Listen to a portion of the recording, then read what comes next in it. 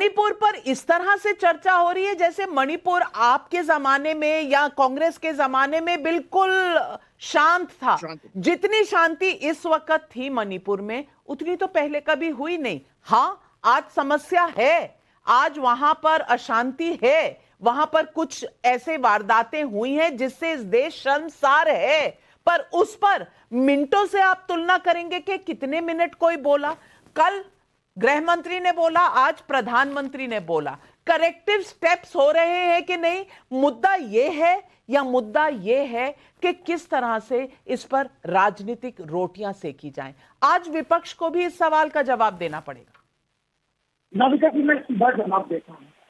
अगर कांग्रेस या कांग्रेस से पहले जो यूपीए की सरकारें थी, अगर वो इतने सही होते और वो इतने अच्छे होते तो देश की जनता तो उन्हें बदलती नहीं।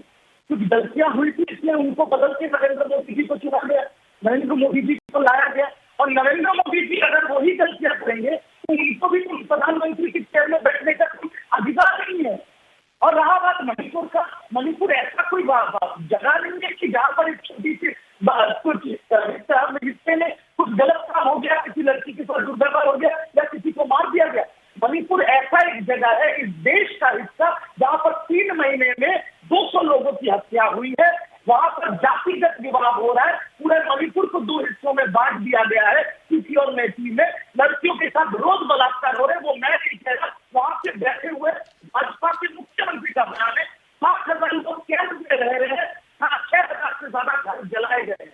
और उसके बाद भी प्रधानमंत्री 4 मिनट बात करेंगे और आप बोले गृह मंत्री ने बात किया। अरे ये गृह मंत्री तो खुद 29 मई को गए थे मणिपुर। मैं तो बोल रहा हूँ गए थे, तब उनके मुख्यमंत्री ने उन्हें नहीं बताया ये कांड हुआ।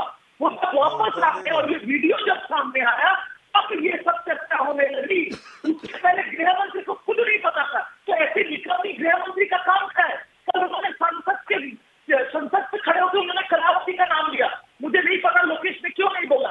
उसके बाद कई वीडियो सामने आए जो पत्रकार आज सुबह कलावती जी के घर गए, उन्होंने कहा गृह मंत्री झूठ बोल रहे, बीजेपी ने मुझे कुछ नहीं दिया। तो ऐसे झूठे गृह मंत्री का क्या काम है? इसलिए तो प्रधानमंत्री के मुंह से सुनना चाहते थे। और प्रधानमंत्री ने तो सुने क्यों नहीं? तो चले क्यों गए? तो सुने क्यों नहीं, चले क्यों गए? और ये बता दीजिए, प्रधानमंत्री ने आज कहा कि अधीर रंजन चौधरी को कलकत्ता से फोन आते हैं। रिजू दत्ता जी, ये तो बता दीजिए कौन फोन करता है, कौन डराता धमकाता है? नाविका जी, थोड़ा शायद आपसे, आप बहुत वरिष्ठ पत्रकार है, थोड़ा सा आपसे गलती हो रही है। प्रधानमंत्री जी ने ये कहा कि अधीर रंजन चौधरी को क्यों कांग्रेस साइडलाइन करेगी? क्या कलकत्ता से फोन आ रहा है? अधीर रंजन चौधरी को कोई फोन नहीं जा रहा है। कलकत्ता से फोन आया था, शायद उनको कलकत्ता से फोन आया, ये भी कहा उन्होंने।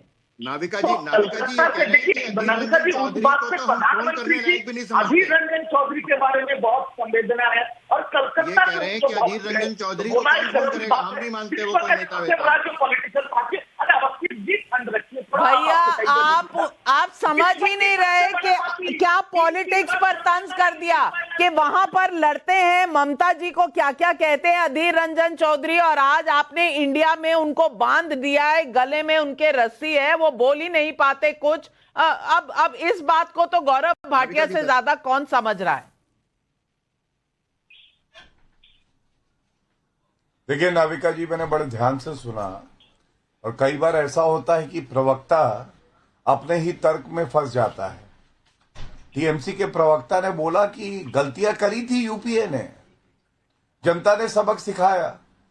तो गलतियां करी यूपीए ने और आप उनके साथ आ गए।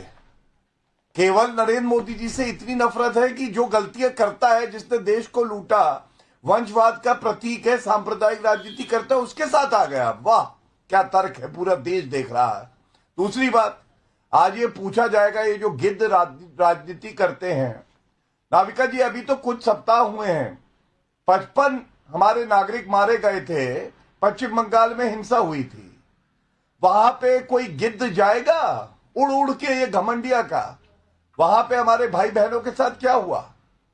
और जब 70 साल की महिला के सामने देखते हैं हम किस तरह से अत्याचार होता है, मारा जाता है, मजूमदार जी नाम था उनका, ये बात है जब चुनाव चल रहे थे, तो महिला अस्मिता का क्या हुआ? और 2 मई कानून व्यवस्था गई, इतनी हिंसा हुई, बलात्कार हुए और एफआईआर नहीं लिखी गई और कलकत्ता हाईकोर्ट ने खींच के थप्पड़ मारा। और आज महुआ मोइत्रा जो कि बहुत चिल्ला चिल्ला के बातें रखती हैं, उसमें तथ्य नहीं होते हैं, वो खुद नहीं थी संसद में सुनने के लिए कि प्रधानमंत्री जी को क्या जवाब देना है, क्यों नहीं पूछा जाएगा। और ये भी पूछा जाएगा, महुआ मोइत्रा महिला की बात करती हो तो महिला जो पश्चिम बंगाल में बलात्कार होता है, मारी जाती है, डराया जाता है, जिनकी गलती केवल इतनी है कि वो राजनीतिक सोच आपसे अलग रखती है, उनके लिए आवाज क्यों नहीं उठाती। सवाल बहुत गहरा है और रीजू दत्ता आपका काउंटर चाहिए, आपका जवाब चाहिए इस पर। दूसरी तरफ कर लेती है। मैं सिर्फ जवाब इतना ही देना चाहता हूँ कि दुनिया का वो व्यक्ति सबसे ज्यादा कायर होता है जो अपनी गलती छुपाने के लिए दूसरों की गलतियां गिनवाता है। इसे वाटर बाउंड्री कहते हैं, वाटर बाउंड्री के हिंदी में दिक्कत तो ये है, उनको ममता बनर्जी को कायर क्यों बुला रहे हो? और ममता बनर्जी को कायर क्यों बुला रहे हो? कलकत्ता हाईकोर्ट हर बार थप्पड़ मारता है, उसके बाद तो वहां कार्रवाई होती है। 2018 पंचायत चुनाव, 2023 पंचायत चुनाव, 2 मई कानून व्यवस्था गई, वीरभूम, कितने गिनवाऊं बताइए।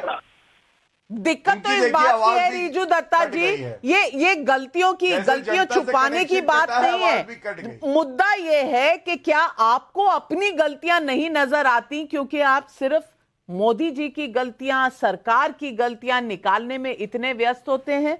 इसी